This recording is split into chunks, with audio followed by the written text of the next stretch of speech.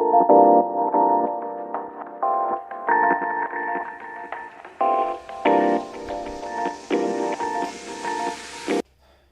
guys, Copper Cutlass here.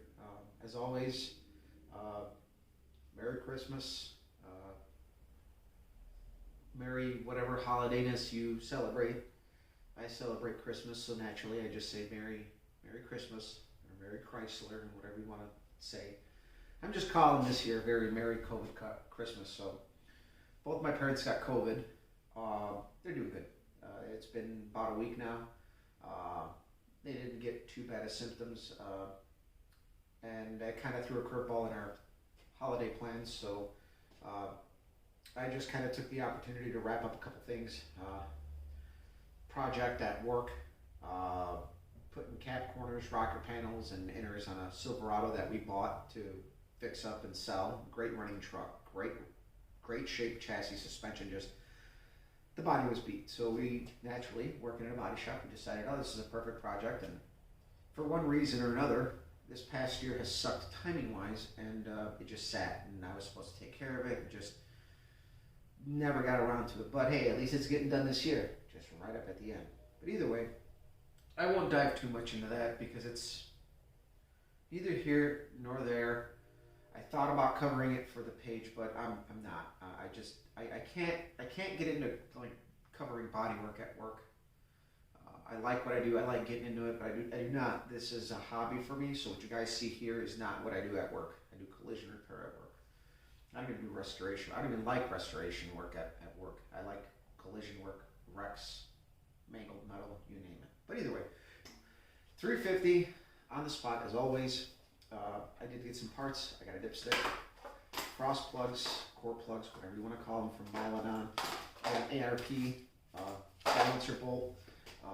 I plucked out the headers from the rafters that I got from Dr. Dan last year. They need a little bit of cleanup. See if somebody will blast them for me. And like obviously, you guys, I mentioned the distributor.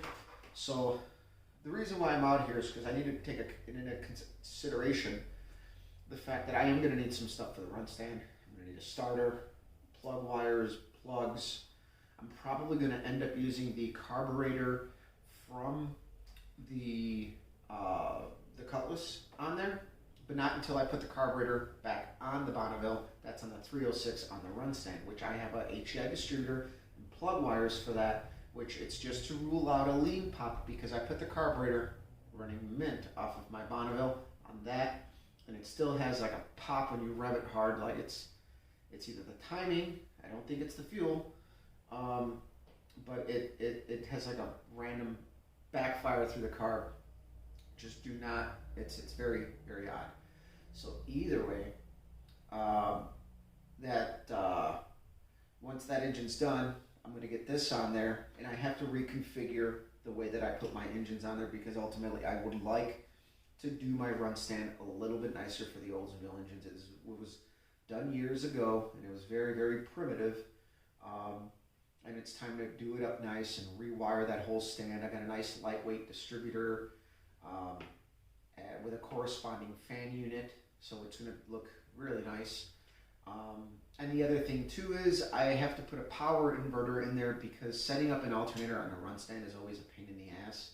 So just to keep constant 12 volts, something that we can plug into the wall, infinite juice. So it'll be more than enough juice for our purpose, and I think it'll work out good. You know, just a typical type of inverter that you would use for an RV. So, and then we still got parts to order for the 347 stroker. I still have to get a balancer installer so I can put the balancer on. But that's not a big priority, and neither is this really. I just want to get it running early next year to make sure everything's good, make sure it's ready to go, make sure we don't have any leaks. Hopefully we don't. Maybe not. I don't know. But I do plan on priming it and get everything ready and getting it on the run stand and getting it going. So that's the main reason why I'm out here. The other reason too is my wife got me a tripod for my phone. So actually, I have a clicker for it, but I'm still figuring it out, and it's here. But yeah, so I mean, you guys gotta take into consideration that after this is done, we're gonna kind of back off a couple things. I do have the differential to put in the olds, figure out a couple things. Well, JJ's gonna drop it off yet, but he got his Fab 9 from Mosier for his car. I don't know if it's a Fab 9 or just a 9 for his car. I can't remember. I keep saying Fab 9. I don't know if he got a Fab 9 or just a 9 for his Supreme, but he got that, and he's going to take the 10 bolt out of his, which has a spool, a 430 gear, Mosier axles, just really, really good stuff that we wanted for ours. And I pretty much have the rear end out of my car sold already, and it's going to cover some of the inherent costs. Like, I need to get cap adapters for my drive shaft because he's got a beefy yoke on the pinion. And mainly next year the plan is to try to cover more of the racing for you guys a little bit better in depth. So hopefully with this little tripod setup, we can also put it in the car a little bit easier, and it'll be a lot easier to record because the GoPro is always a pain in the ass. I like the GoPro, I just do not like dealing with transferring files and everything. I pretty much do everything off of my phone. I don't have the dedication to bust out a computer and start transferring files and this, that, and the other.